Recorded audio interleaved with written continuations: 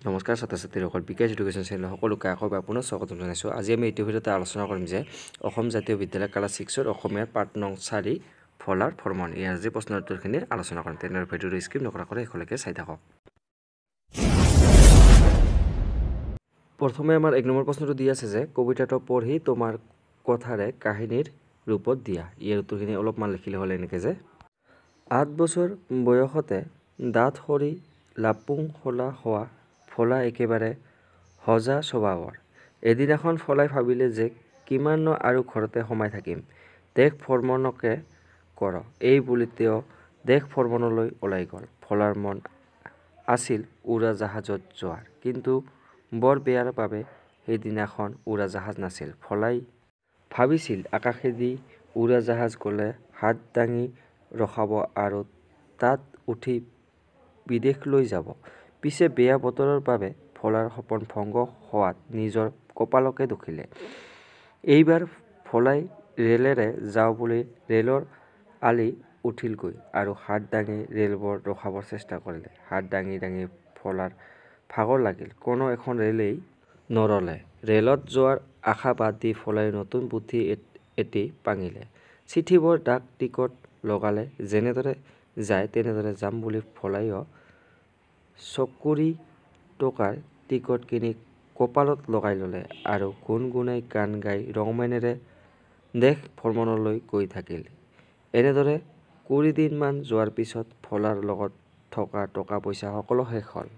ইফালে পেটৰ ভোকত ফলাৰ জীউ উৰি যাওঁ যাওঁ যেন হ'ল। দেশ ভ্ৰমণ তাতেই সামৰি ফলাই পুনৰ ঘৰলৈ ঘূৰি আহিল। এইখিনি লিখিলে হৈ যাব। তাৰপিছত প্ৰশ্নখিনি আমাৰ দি আছে 2 নম্বৰখিনি যে তলৰ প্ৰশ্নবোৰৰ উত্তৰ লিখা। ইয়াৰ প্ৰথম ক নম্বৰটো দি আছে যে ফলা স্বভাৱত কেনেকুৱা। ইয়াৰ উত্তৰটো লিখিম যে ফলা স্বভাৱত শলাৰ ভাই মলা।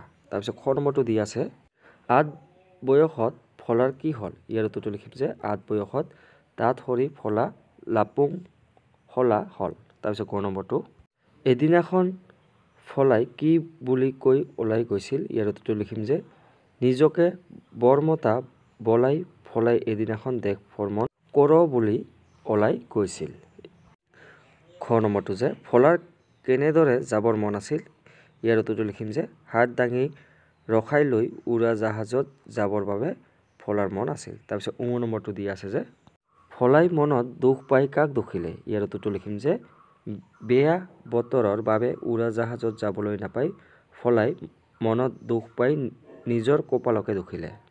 প্ৰথম চ ফলাই কেনেকৈ দেশ দুনিয়া চাব বুলি ভাবিলে। ইয়াৰ উত্তৰটো লিখিম যে ৰেলৰ আলিত হাত দাঙি ৰেল ৰখাই ৰেলত উঠি দেশ দুনিয়া চাম বুলি ফলাই ভাবিলে। দ্বিতীয় ছ নম্বৰ ফলাই ৰেলক কিয় বদমাছ বুলি ক'লে। ইয়াৰ উত্তৰটো লিখিম যে হাত দাঙি থকা সত্ত্বেও ইখনৰ পিছত সিখন ৰেল ফ-ফোৱাই গুচি যোৱাৰ বাবে ফলাই ৰেলক বদমাছ বুলি কৈছে। পৰীক্ষা নম্বৰটো যে হাত দাঙি ভাগৰ লগাত ফলাই কি নতুন বুদ্ধি পাঙিলে। ইয়াৰ উত্তৰটো লিখিম যে চিঠিবোৰ ডাক ঘৰত টিকট লগালে, যিদৰে যায় তেনেদৰে যোৱাৰ বাবে ফলাই নতুন বুদ্ধি পাঙিলে। ছ নম্বৰটো যে নতুন বুদ্ধি মতে ফলাই কি কৰিলে। ইয়াৰ উত্তৰটো লিখিব লাগিব নতুন বুদ্ধি মতে ফলাই চকুৰি টকাৰ ডাক টিকট কিনি আনি কপালত লগাই ল'লে আৰু দেশ ভ্ৰমণলৈ গ'ল।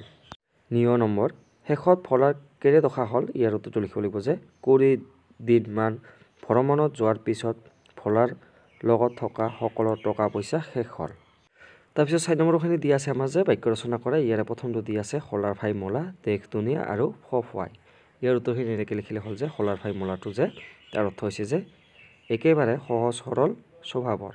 ইটো লিখিব লাগিব সজাই যে এনেকৈ আমাৰ গাঁওবুঢ়া ৰহিম কাকা শলাৰ ভাই মলা স্বভাৱৰ। দেশ দুনিয়া তাৰ অৰ্থ হৈছে যে দেশ বিদেশ। ইটো লিখিব লাগিব যে দেশ দুনিয়া ভ্ৰমি শেষ কৰিও নিজৰ আপোন ঠাইখনৰ নিচিনা একো হ'ব নোৱাৰে। তাৰপিছতটো আমাৰ দি আছে যে ফ-ফোৱাই বা তাৰ অৰ্থ হৈছে যে বৰ বেগা। ইটো লিখিব লাগিব যে ৰেলবোৰ ফ-ফোৱাই গুচি যায়। এনেকৈ বাইকি লিখিলে হৈ যাব। তাৰপিছত শেষৰখিনি দি আছে 5 নম্বৰখিনি যে বুজা আৰু লিখা। ইয়াৰে প্ৰথমটো আমাৰ দি আছে যে দেশ বিদেশ। তাৰপিছত দি আছে যে বিদেশ ইটো হ'ব বিদেশী, স্বদেশটো হ'ব স্বদেশী, সুখটো হ'ব সুখী, তাৰপিছত দুখটো দুখী। এনেকৈ বাইকি লিখিলে হৈ যাব। আজিলৈ ইমানে, ধন্যবাদ।